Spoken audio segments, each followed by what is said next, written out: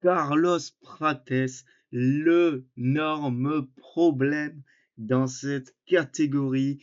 Bonjour à tous et à toutes les amis, on se retrouve aujourd'hui pour un nouveau podcast. Ça fait longtemps qu'il n'y en a pas eu. Je vais m'expliquer là-dessus, les amis. En réalité, j'avais énormément de choses à faire. De plus, ceux qui regardent là actuellement sur YouTube verront que je suis blessé. Voilà. Je suis blessé, donc très compliqué de... Alors, excusez-moi une seconde, j'essaie juste de mettre le micro pour... Voilà. Ok, juste, voilà, c'était pour ceux qui regardent sur YouTube. Donc voilà, je suis... Waouh!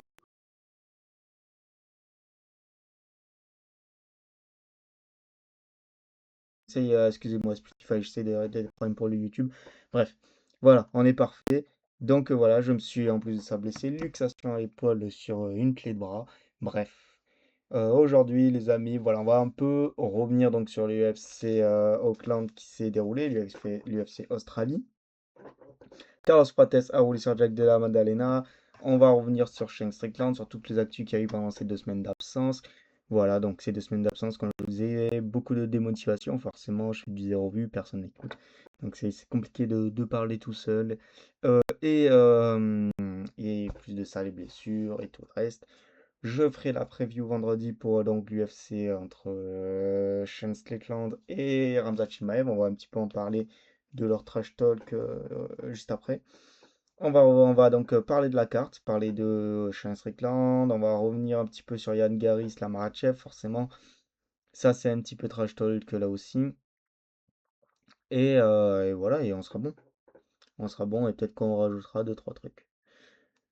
Donc voilà, hier après-midi, j'aurais pu poster le podcast, j'aurais pu faire un podcast hier, mais voilà, j'ai pas eu le temps. Donc hier, dans l'après-midi, aux très bonnes horaires pour nous en France. Donc ça fait toujours plaisir quand voilà, l'UFC arrive à des horaires sympas. Mais Carlos Prates a roulé sur Jack Della Maddalena. 3 rounds assez fous où Carlos Prates dominait. Même si quand même, voilà, fallait souligner que Jack était pas non plus complètement submergé sur le premier et sur le second round. Enfin, quoique sur le second, ça a commencé à la fin à être chaud. Donc voilà, et au troisième round, Carlos Prates qui finit par TKO Jack. Et juste avant, qui pouvait donc le finir sur des genoux et il l'a pas fait. Il a préféré il a fait un truc assez fou. Il a préféré que Jack Della Maddalena se relève pour essayer de faire un finish un peu plus beau. Bon, voilà, performance of the night forcément pour Carlos Prates qui là et ben maintenant va commencer à être un prétendant au titre sur plusieurs victoires. Il détruit ses adversaires depuis sa défaite contre Yann Gary.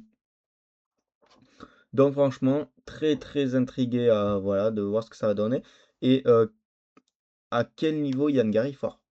C'est ce qu'il faut se dire. À quel niveau Yann Gary est fort pour avoir réussi à battre Carlos Prates quand même. Donc là, on se dirigerait vers un Islam Makhachev contre Yann Gary. Je commence en fait à me douter quand je vois ça, à me douter, à me dire est-ce que Islam passerait Gary? Voilà, surtout, pour ceux qui ont regardé le combat, vous avez vu tout ce que Carlos Prates faisait avec ses genoux, qui était vraiment incroyable.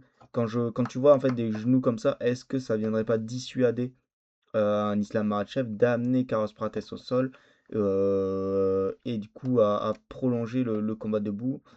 Donc franchement, c'est le numéro. Beaucoup d'inquiétude voilà, sur le fait que est-ce que Islam pourra tenir face à ces mecs-là dans le futur si les combats ont lieu. Et donc Carlos Prates qui aurait potentiellement une chance au titre. Alors pour moi le mieux ça serait qu'il fasse Morales contre Carlos Prates pour le prochain contender, pardon, pour le prochain contender et qu'il fasse donc Kian Gary contre Islam Makhachev. Voilà, donc énorme performance comme on l'a dit, de Carlos Prates qui a dominé l'ancien champion Jack Della Maddalena, qui avait lui juste avant dominé l'ancien champion Belal Mohamed. Donc voilà. Grosse catégorie, actuellement la catégorie la plus relevée de l'UFC si vous voulez mon avis. Et c'était un putain de combat, très beau combat, même des deux côtés. J'ai pas trouvé que Jack était spécialement ennuyant, voilà, au contraire. Donc voilà, beau combat, belle performance pour Carlos Prates et à voir ce que ça va être la suite. Et ça peut être très très très sympa. Ce que l'UFC peut réserver.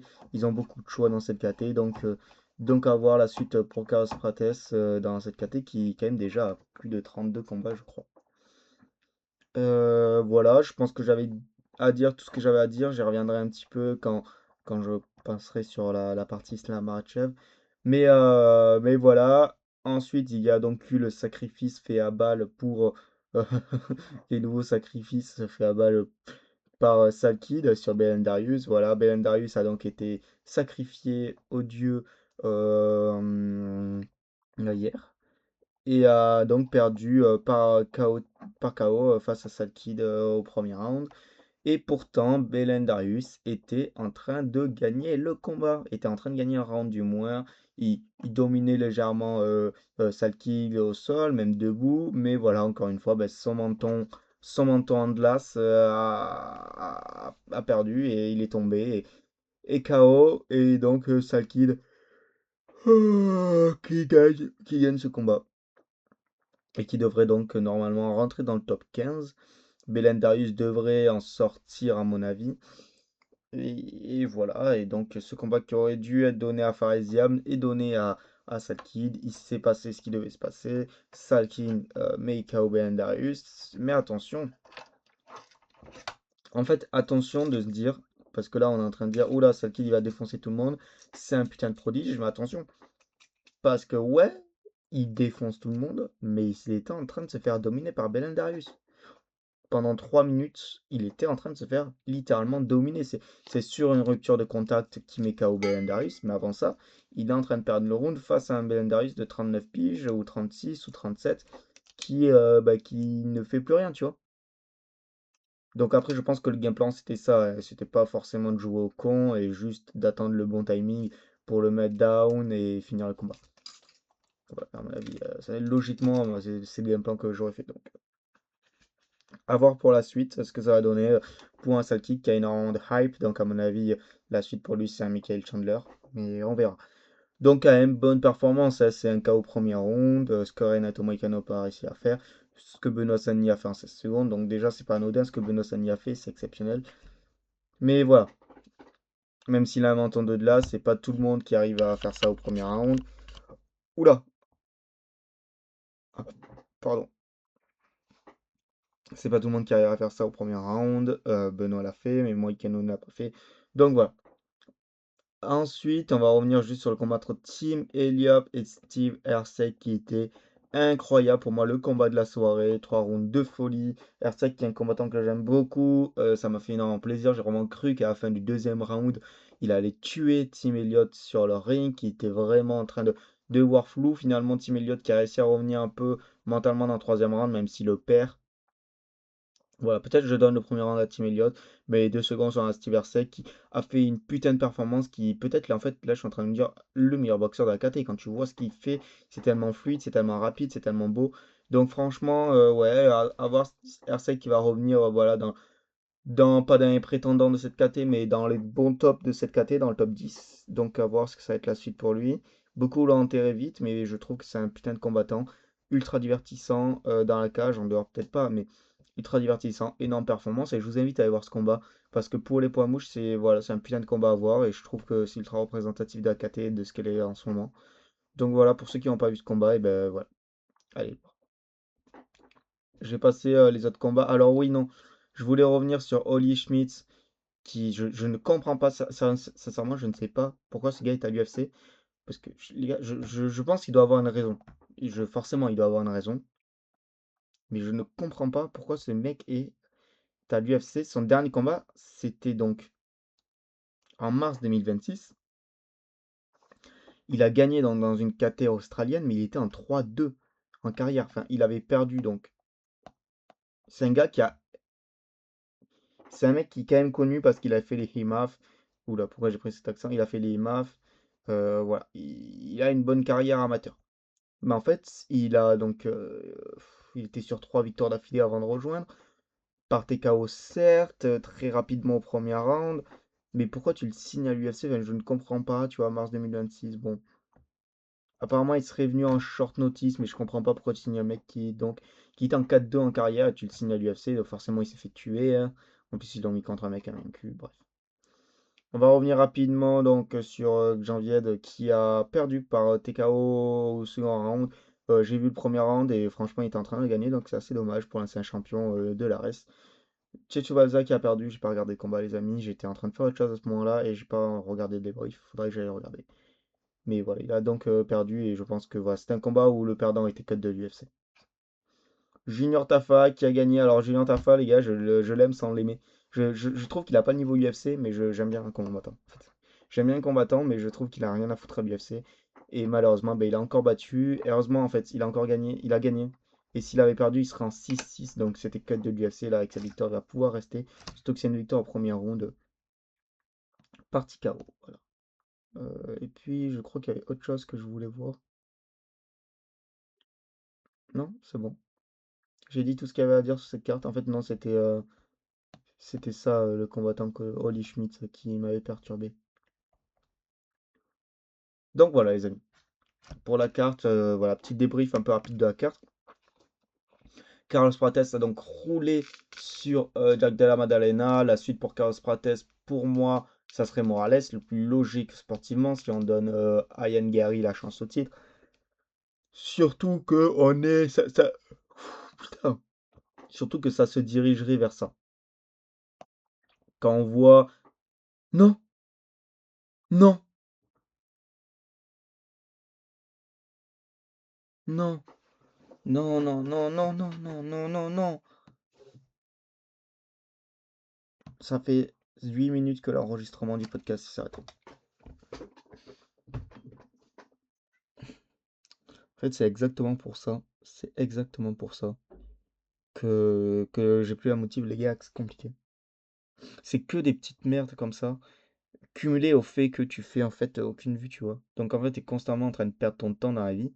Tout ce temps là, ces heures de podcast que je pourrais mettre dans autre chose, ça fait zéro vue. Vous vous rendez pas compte le nombre de galères qu'il y a. Le nom, ça en fait, ça en fait partie du truc qui coupe tout seul. Genre, je l'avais pas remarqué. Là, je suis à 12 minutes d'enregistrement, je l'avais pas remarqué, ça a coupé tout seul. Enfin, tu vois, c'est plein de trucs de merde comme ça. Tout le temps, quand. Tout le temps. C'est démotivant de ouf.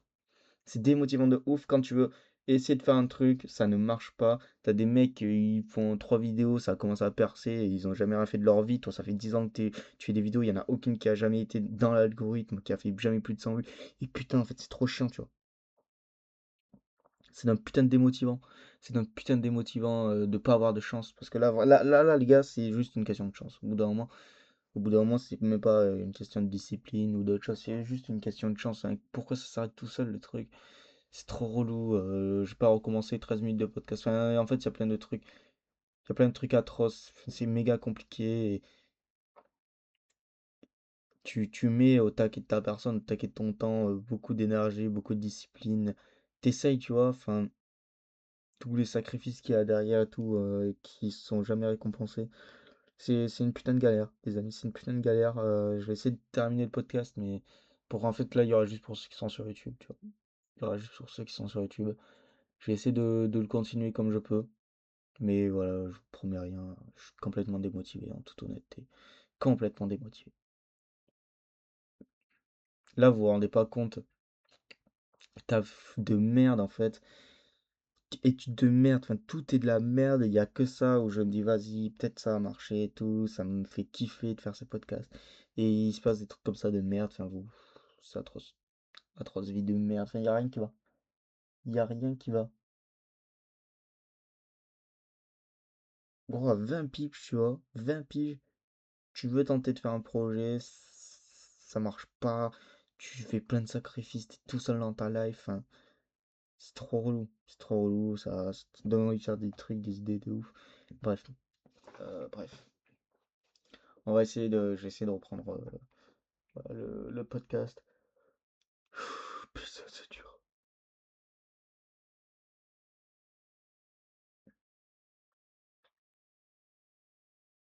20 ans, j'ai raté ma vie. Voilà.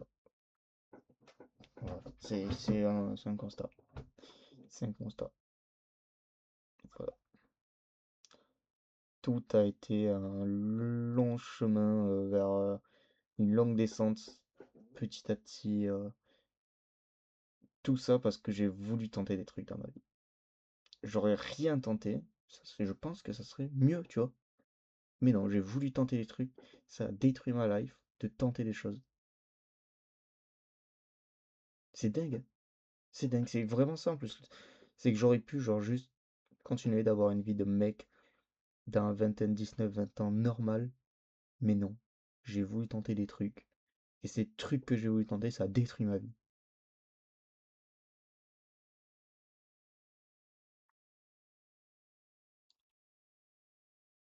Bref, les amis, on va en revenir. Voilà, je vais faire un peu en impro. Donc voilà, grosse performance de Carlos Prates. Putain, Yann Gary et Islam Makhachev, c'est le prochain combat donc qui devrait, euh, qui devrait se faire voilà, très prochainement. On attend d'avoir l'annonce, mais les deux ont l'air de se trash talk. Islam Makhachev a dit qu'il attendait le contrat. Donc un contrat devrait très prochainement arriver. Et je trouve que c'est mérité. Alors, une petite stat assez folle, c'est que JDM n'a mis qu'un seul coup au troisième round avec Ross Prates. Voilà, et donc Yann Gary qui a tweeté: Carlos, quand j'aurai battu Islam, toi et moi au Brésil, faisons-le. Et Carlos Prates a donc répondu: j'espère que Yann Gary va battre Islam. Je pense que ça va être un combat très dur, mais je crois qu'il a les armes pour le vaincre. Voilà. Et Islam Makhachev qui a dit bon travail gâteau au Nutella parce que vous vous souvenez il avait fait une vidéo Carlos Prates en Fight Week où il mangeait du Nutella et Makhachev a dit mais c'est qui ce type qui mange du Nutella avant la pesée. Voilà. Donc voilà. Et donc il y a eu aussi Tuivasa qui n'a pas gagné depuis 2022 depuis sa défaite contre notre notre Français Cyril Gane. Voilà. On va revenir donc. On va parler de deux annonces qu'il y a eu. Donc il y a Canelo qui va affronter Nbili. C'est génial, putain pour nous Français, c'est ouf. J'en parlais avec un pote qui lui est pas du tout confiant, qui pense que Canelo va gagner. Moi je sais pas. Les amis, Canelo au bout d'un moment, ben, il va pas être éternel non plus. Nbili c'est un mec très très chaud et putain en vrai je sais pas, tu vois. Je sais pas du tout comment ça va se passer ce combat. En fait, c'est soit Nbili choque le monde et devient champion dans un combat compliqué, soit Canelo gagne assez facilement. Assez facilement. Mais c'est sûr qu'en fait, Nbili n'a pas eu des putains d'affrontements dernièrement aussi chauds que ce que Canelo a pu avoir. Enfin, ouais. Après, c'est complètement mérité. Au bout d'un moment, c'est amplement mérité que Nbili il est sous combat. Et c'est prévu en septembre. Donc, la boxe qui se met un peu aussi sur les pages du MMA de prévoir des combats ultra à l'avance. Il y a 10 ans, il y a 10 ans, on aurait eu l'annonce. 2 mois après, il y aurait le combat. Bref, donc voilà. Ça me régale. Tony Ferguson qui va affronter Herman Saoukian dans un combat de grappling. À voir ce que ça donnait. Je pense que Tony va se faire tuer. 8 fights qui ont été signés donc, pour Charles Oliveira. Vous doutez bien qu'il lui reste pas 8 fights. C'est comme Alex Pereira qui avait signé 8 fights. C'est juste pour que l'UFC les bloque et les empêche de pouvoir aller dans d'autres catégories à la fin de leur contrat. Voilà. Et s'il lui reste 8 fights, et ben ça va finir en une Ferguson. Donc voilà, on va bientôt entrer en Fight Week de je suis hype un petit peu. En fait, ils ont réussi à me hype le combat alors que j'étais full. J'étais en mode, mais non, c'est pas mérité. C'est Imavov qui doit avoir ce combat, mais non, ils ont réussi à me hype. Donc, Shane Strickland qui va affronter Ramzat Chimaev. Donc, méga combat, les amis. Voilà, ils sont en train de juste s'insulter à mort sur Twitter. Ramzat qui dit s'il avait voulu. C'est Ramzat qui dit ça ou Shane? Ouais, c'est Ramzat. S'il avait voulu une guerre, il serait déjà mort. Voilà, le New Jersey est une communauté. Le New Jersey est une communauté musulmane. C'est chez moi, je pense qu'il viendra là-bas avec des armes. Les New Jersey, c'est musulman? Je suis pas sûr de l'info. Oh, peut-être qu'il y en a, je suppose, hein. C'est les US. Mais gros, mais gros, sincèrement, gros, sincèrement, ressaisis-toi, ressaisis-toi. Franchement, ressaisis-toi. Mais en vrai, je vais pas revenir sur le débrief que je vais faire vendredi, mais je pense que putain, c'est cool. Je pense que Ramzat va gagner. Voilà, les deux se trash talk énormément. D'un côté, on a Shane Strickland qui dit que Ramzat est un baiser de chèvre. D'un côté, on a Ramzat qui dit que Shane Strickland est complètement pédé. Donc, bon, voilà, c'est sûr que à voir. Il y a évidemment Ramzat a ressorti un peu les screens de lui avec la photo de son père, plein de trucs comme ça. Je suis vraiment intrigué de comment ça va être la Fat Week et de comment Ramzat va trash talk en interview de Fight Week Shane Strickland. Parce qu'on sait que Dricus Du Plessis avait fait pleurer Shane. Est-ce que Ramzat y arrivera? Est-ce que vraiment Strickland arrivera à énerver à mort Ramzat à tel point de le faire sortir de son game plan et d'avoir un Ramzat qui strike, qui essaye de humilier en mettant KO Strickland. Donc voilà, plein de voilà, d'interrogations comme ça. Bref, les amis, voilà, c'était un petit podcast rapide où je voulais juste revenir voilà, sur Carlos Prates, vite fait parler d'islam, vite fait parler là de, de Strickland. Et puis en fait, on a la Fight Week, donc je vais pas vous parler de Gomis maintenant. Voilà. Donc les amis, c'était un petit podcast méga rapide, mais on se retrouve très très vite vendredi pour le débrief. Non, pour la preview de l'UFC. Allez les amis, ciao.